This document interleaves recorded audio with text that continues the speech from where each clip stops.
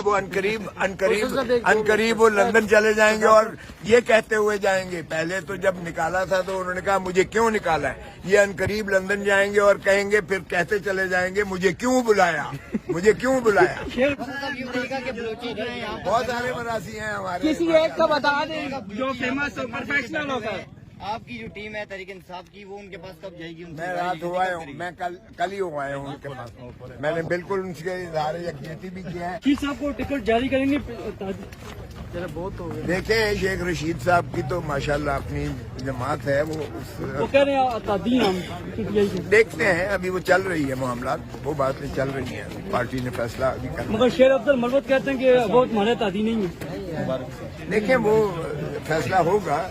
एक मुख्तलिफ आरा हो सकती हैं, राय पार्टी के अंदर भी हमेशा होती है, लेकिन अभी हतमी फैसला नहीं हुआ। अच्छा सर, जेल में खान साहब को बताया गया है कि कोई नक दा कोका जो गाना है वो बड़ा ट्रेंड कर रहा है और आपकी तो वो कैंपेन हो रही है बाकायदा उस गाने से। मैं तो कह रहा हूँ कि उसका वायरल हो गया और उसके करोड़ों, लाखों नहीं करोड़ों उसके जो है वो प्लस चला गया, प्लस पे चला गया। जिस तरह ये फरमा रहे हैं वो बिल्कुल ऐसा ही है। और खान साहब की तो हर चीज जो है वो वायरल हो जाती है और वो हार्ट थ्रॉब जिसे कहते हैं, लोगों की दिलों की धड़कन बन जाती है। तो इसलिए खान साहब की कैंपेन तो खुद ब खुद ये कर रहे हैं माशाल्लाह। जितना ज्यादा रिप्रेशन करते हैं उतनी उसकी कैंपेन बढ़ती चली जाती है। अगला वजीर आजम कौन है सर? अगला वजीर आजम देखें, अवाम ही वजीर आजम है।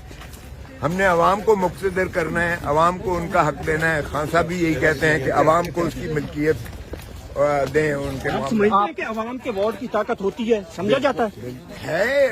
हम तो यही कह रहे हैं, अवाम निकले अपने हक के राय दही के लिए और अपने उसका पहरा दें। जब तक वो रिजल्ट लेते नहीं है, अवाम पहरा दे अपने वोट का। और इसी का नाम, यही हालात रहे खोसर साहब, और इसी तरह से बक्से भी गायब कर दिए जाएंगे, फॉर्म भी गायब कर दिए जाएंगे, तो इलेक्शन के रिजल्ट आपको कैसे मिलेंगे? आप देखते जाएं। जब ये जूं इलेक्शन करीब आता है, किसी के इनके बस में नहीं रहेगा। जब अवाम तहिया कर लेती है और अवाम इस तरीके से अपना हक मनवाने के लिए आ जाती है, तो उसके आगे कोई चीज खड़ी नहीं होती है।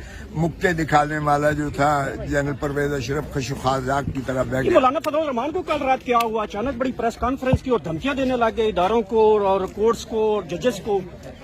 माशाअल्लाह मौलाना साहब, आपको पता ही है जिस तरह की सियासत करते हैं, वो धौंस धमकी की सियासत ही करते हैं। बाकी वो धरने के बादशाह हैं। वो इतने ताकतवर हैं कि वो रियासत को आपने पहले एक मिरासियों का नाम लिया, कोई ऐसा है जो प्रोफेशनल, उसका नाम बता दें आप।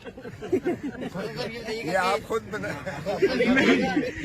किसी एक का सर, किसी एक का नाम बता दें। और बलोचों के हम साथ इन फजूलियात की बुनियाद पर मुस्तरद नहीं कर सकते हैं।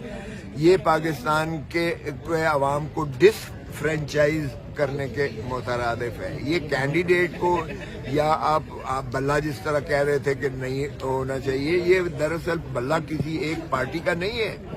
ये पाकिस्तान के 25 करोड़ अवाम को आप चॉइस देते हैं, उनको आप हक देते हैं कि आप इनमें से मुंतखब करें कि किसको आप मुनासिब समझते हैं कि वो आपकी नुमाइंदगी करे और आइंदा से रियासत 5 साल के लिए चले और मुल्क को चलाया जाए।